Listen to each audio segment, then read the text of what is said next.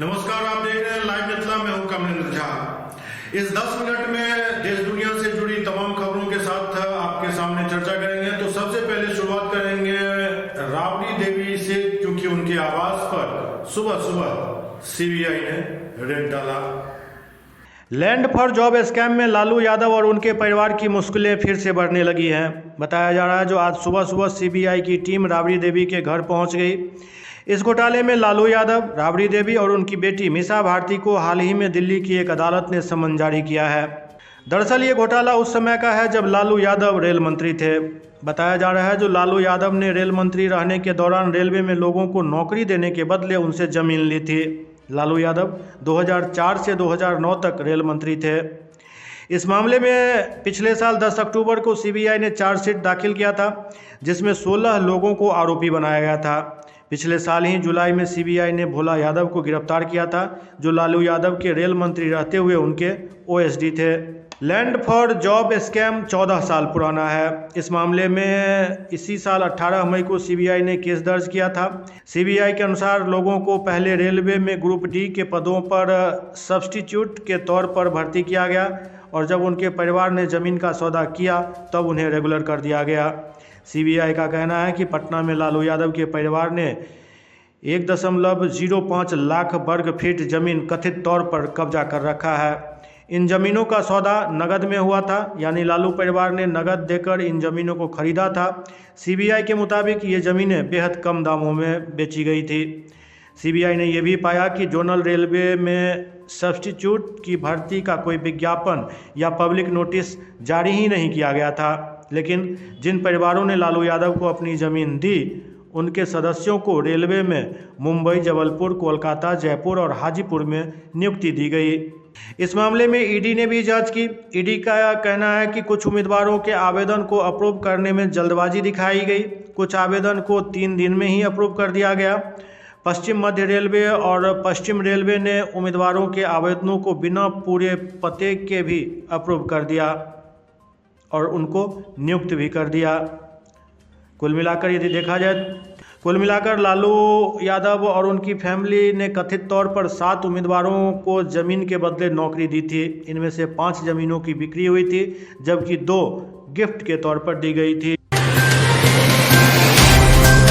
एक खबर मधुबनी से आ रही है, जहां साहरघाट थाना क्षेत्र के जिला टोल में रविवार की रात हिंसक झड़प में एक युवक की मौत हो गई। वहीं एक युवक बुरी तरह से जख्मी हो गया। मृतक की पहचान जिला टोल निवासी रामनारायण यादव के 22 वर्षीय पुत्र रंजीत यादव के रूप में हुई। वहीं घायल युवक की पहचान सुनील यादव के 24 वर्षीय पुत्र गणेश यादव के रूप में की गई। मृतक के घर में कोहराम मचा हुआ है। इस घटना के बाद गांव में तनाव का माहौल है। पुलिस गांव में कैंप कर रही है। बताया जा रहा है जो रविवार की रात 10 बजे रंजीत यादव अपने घर के एक छत पर साउंड बॉक्स से गाना बजा रहा था। उनके घर के सामने स्थित पड़ोसी गणेश यादव ने इस पर आपत्ति व्यक्त की और गाली गलौज करने लगा। गाली गलौज के बाद मामला हिंसक हो गया और दोनों तरफ से चाकूबाजी होने लगी, जिसमें मौके पर ही एक युवक की मौत हो गई और दूसरा युवक घायल हो गया। खबरें ये भी मिल रही है जो 3 साल से इन दोनों परिवारों के बीच विवाद चल रहा था। कर्नाटक के पूर्व मुख्यमंत्री वीएस येदियुरप्पा बाल बचे। दरअसल लैंडिंग के वक्त हेलीकॉप्टर हिचकोले खाने लगा। कर्नाटक में आगामी विधानसभा चुनाव को देखते हुए प्रदेश के अलग अलग हिस्सों में पहुंच रहे पूर्व मुख्यमंत्री और बीजेपी के नेता वीएस येदियुरप्पा सोमवार को बाल बचे, जब उनका हेलीकॉप्टर कुलवर्गी जिले के जेवर्गी इलाके में लैंड कर रहा था। दरअसल इस मैदान में प्लास्टिक की बोरियां बहुत ज़्यादा थी, जिसके चलते पायलट को हेलीकॉप्टर लैंड करने में काफ़ी परेशानी हुई। पायलट की बोरियों की वजह से दृश्यता प्रभावित हुई।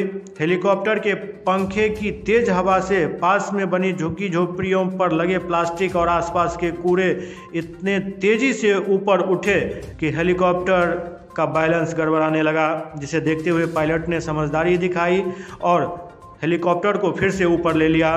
बाद में जब वहां मौजूद पुलिस बलों ने आसपास की जगह को साफ करवाया, तब जाकर हेलीकॉप्टर लैंड कराया जा सका। इससे पहले हेलीकॉप्टर आसमान में उड़ान भरता रहा। नेपाल में जारी घमासान के बीच देश के पूर्व प्रधानमंत्री केपी शर्मा ओली ने एक विवादित बयान दिया, जिससे बवाल मचा हुआ है। नेपाल के प्रधानमंत्री पुष्प कमल दहाल और भारत की आलोचना करते हुए ओली ने कहा कि दहाल सरकार भारत के बौद्ध कॉलेज बनाने के प्रस्ताव को स्वीकार कर चीन को धोखा दे रही है। पूर्व प्रधानमंत्री और CPN UML के अध्यक्ष KP शर्मा ओली को चीन समर्थक माना जाता है। ओली ने कहा कि दहाल सरकार नेपाल को विदेशियों के लिए खेल का मैदान बनाने के लिए भारत को मुस्तगंग में एक बौद्ध कॉलेज खोलने की अनुमति दे रही है। सरकार की यह योजना देश की संप्रभुता पर हमला है। दहाल के खिलाफ ओली का यह बयान ऐसे समय आया है जब दहाल की पार्टी ने UML के साथ अपने गठबंधन को तोड़ दिया है। 9 मार्च को होने वाले राष्ट्रपति चुनाव में दहाल की पार्टी ने नेपाली कांग्रेस के उम्मीदवार रामचंद्र पौडेल को समर्थन देने का फैसला किया है। ओली का आरोप है कि UML के साथ गठबंधन तोड़ने के पीछे विदेशी ताकतों का हाथ है। भाजपा नेता सैयद शाहनवाज हुसैन को कोर्ट से बड़ी राहत मिली है। दरअसल दिल्ली हाईकोर्ट ने दुष्कर्म मामले में प्राथमिकी दर्ज करने के आदेश को रद्द कर दिया है। न्यायमूर्ति अमित महाजन की पीठ ने हुसैन और उनके भाई को सुनवाई का अवसर देने के बाद मामले में नए सिरे से फैसला देने के लिए वापस अदालत भेज दिया है। हुसैन ने अतिरिक्त सत्र न्यायाधीश द्वारा पारित आदेश को चुनौती दी थी। पीड़ित महिला ने आरोप लगाया था कि हुसैन के भाई शहबाज हुसैन ने वर्ष 2017 में शादी का झांसा देकर उनके साथ दुष्कर्म किया था, जबकि शाहनवाज हुसैन पर आरोप है कि उन्होंने इस मामले को दबाने की कोशिश की। वहीं मेट्रोपॉलिटन मजिस्ट्रेट ने पुलिस को प्राथमिकी दर्ज करने का निर्देश देने से इनकार कर दिया था।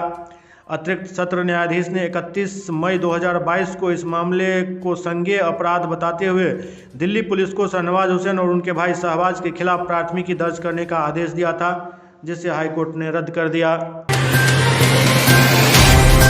बाबा बैद्यनाथ की नगरी मतलब देवघर में आज से होली की शुरुआत हो गई। बाबा मंदिर स्टेट की ओर से स्टेट पुरोहित श्रीनाथ पंडित ने सोमवार व मंगलवार को होने वाली पारंपरिक अनुष्ठानों की तिथि और समय जारी कर दी। पंडित जी के अनुसार सोमवार बाबा मंदिर का पट पूरी रात खुला रहेगा। इस दिन बाबा की श्रृंगार पूजा नहीं होगी। परंपरा के अनुसार सोमवार को बाबा मंदिर के जलार्पण के बाद शाम 4 बजे पट बंद कर दिया जाएगा। उसके बाद 4:20 पर पुनः मंदिर का पट खुलेगा और मंदिर महंत श्री श्री गुलाब चंद्र ओझा बाबा पर गुलाल अर्पित कर बाबा नगरी की होली प्रारंभ करेंगे। वहीं शाम 4:31 बजे भगवान श्री कृष्ण और राधा को पालकी पर बैठाकर आज़ाद चौक स्थित दोल मंच ले जाया जाएगा। इस दौरान मंदिर उपचारक भक्तिनाथ फलाहारी दोल मंच ले जाने के दौरान रास्ते में पड़ने वाले सभी चौराहे पर पालकी को रोककर मालपुआ का भोग लगाएंगे। दोल मंच पर भोला भंडारी की अगुवाई में भंडारी परिवार के लोग पूरी रात भगवान कृष्ण को दोल मंच पर लगे झूले पर झुलाते रहेंगे। मंगलवार सुबह 4:50 पर विशेष पूजा कर होलिका दहन होगा। उसके बाद भगवान को पालकी पर मंदिर लाया जाएगा। सुबह 5:10 पर हरिहर मिलन कर बाबा बैद्यनाथ का स्थापना दिवस मनाया जाएगा। आम आदमी पार्टी के नेता और दिल्ली के पूर्व डिप्टी CM मनीष सिसोदिया को आज भी जमानत नहीं मिली। CBI ने मनीष सिसोदिया को 26 फरवरी को गिरफ्तार किया था। दिल्ली सरकार की विवादित शराब नीति में कथित घोटाले के मामले में ये कार्रवाई की गई। सिसोदिया को सोमवार को कोर्ट ने 20 मार्च तक के लिए न्यायिक हिरासत में भेज दिया। वे पिछले 7 दिन से CBI की हिरासत में है। सिसोदिया को सोमवार को राउज एवेन्यू कोर्ट में पेश किया गया। CBI ने सिसोदिया को न्यायिक हिरासत में भेजने की मांग की। CBI ने कहा कि हम अभी और पुलिस हिरासत नहीं मांग रहे, लेकिन भविष्य में इनकी मांग कर सकते हैं क्योंकि आरोपी व्यक्ति का आचरण सही नहीं है। गवाहों को आशंका है कि उन्हें निशाना बनाया जा सकता है। फिलहाल मनीष सिसोदिया को तिहाड़ जेल भेज दिया गया है। दरभंगा के समाहरणालय सभागार में आज जिलाधिकारी राजीव रोशन की अध्यक्षता में अंतर्राष्ट्रीय महिला दिवस कार्यक्रम का आयोजन किया गया। कार्यक्रम का उद्घाटन जिलाधिकारी ने दीप प्रज्वलित कर किया। इस अवसर पर कार्यक्रम को संबोधित करते हुए जिलाधिकारी ने कहा कि केंद्र सरकार एवं राज्य सरकार की प्राथमिकता में महिला सशक्तिकरण शामिल है। बिहार सरकार द्वारा महिलाओं के सशक्तिकरण एवं उनके उन्नति के लिए तथा उनकी प्रगति का मार्ग प्रशस्त करने के लिए कई कार्यक्रम चलाए जा रहे हैं। कार्यक्रम के दौरान जिलाधिकारी द्वारा स्वच्छ शक्ति सम्मान के अंतर्गत प्रखंड विकास पदाधिकारी हायाघाट रागनी साहू एवं प्रखंड विकास पदाधिकारी हनुमान नगर नेहा कुमारी को खुले में शौच मुक्त का अस्थायित्व क्षेत्र में योगदान देने हेतु प्रशस्ति पत्र एवं मोमेंटो दिया गया।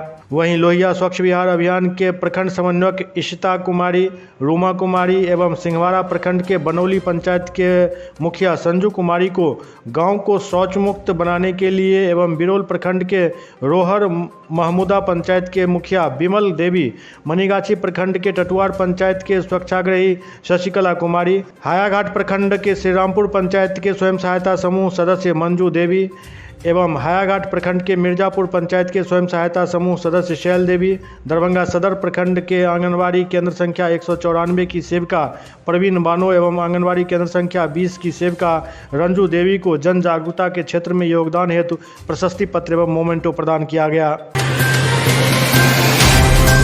बिहार में शराब कारोबारी सब अपना धंधा चलाने के लिए कुछ न कुछ नया कारनामा करते रहते हैं। इसी कड़ी में अब एम्बुलेंस में ताबूत रखकर उसमें शराब भरकर ले जाया जा रहा था, जिसको पुलिस ने पकड़ लिया। नालंदा पुलिस ने सोमवार को 2 तस्कर और एक एम्बुलेंस ड्राइवर को गिरफ्तार किया है। एम्बुलेंस में रखी ताबूत में 5 बैग ब्रांडेड विदेशी शराब बरामद किया गया। इन 5 बैग में कुल 146 बोतल बरामद की गई। एम्बुलेंस चालक की पहचान झारखंड के बोकारो निवासी सुनील कुमार सिंह के रूप में की गई। वहीं तस्कर बगोदर निवासी मदन शर्मा और मदन मिश्रा को गिरफ्तार कर लिया गया। इस मामले को लेकर राजगीर थानाध्यक्ष मोहम्मद मुश्ताक ने बताया कि शराब की खेप रिम्स हॉस्पिटल रांची के पास से ले जाया जा रहा था, जिसे मुजफ्फरपुर में आपूर्ति करना था। पुलिस को गुप्त सूचना प्राप्त हुई, जिसके बाद थाना क्षेत्र के चमरडीहा मोड़ पर वाहन चेकिंग अभियान चलाया गया और गया की ओर से आ रही एम्बुलेंस को रुकवाया गया। जांच में एम्बुलेंस के अंदर एक ताबूत मिला, जिसके ऊपर फूल माला, सेंट आदि रखा हुआ था। जैसे ही ताबूत को हटाया गया, उसके अंदर से 5 बैग मिले। 5 बैग में 146 बोतल ब्रांडेड शराब थे, जिसको जब्त कर लिया गया है। लाइव मिथिला के इस अंक में इतना ही। अगले अंक में फिर कुछ और समाचारों के साथ आपके सामने होंगे। तब तक आप देखते रहिए लाइव मिथिला। बस एक बात का ख्याल रखिए, जो होली अब शुरू हो चुका है, ऐसे में सही ढंग से और बिल्कुल प्रेम भाव में होली मनाएं। किसी के साथ जबरदस्ती ना करें और रंग और गुलाल ऐसा प्रयोग करें जो आपके शरीर, आपके त्वचा के लिए नुकसानदेह नहीं हो। देखते रहिए लाइव मिथिला। नमस्कार।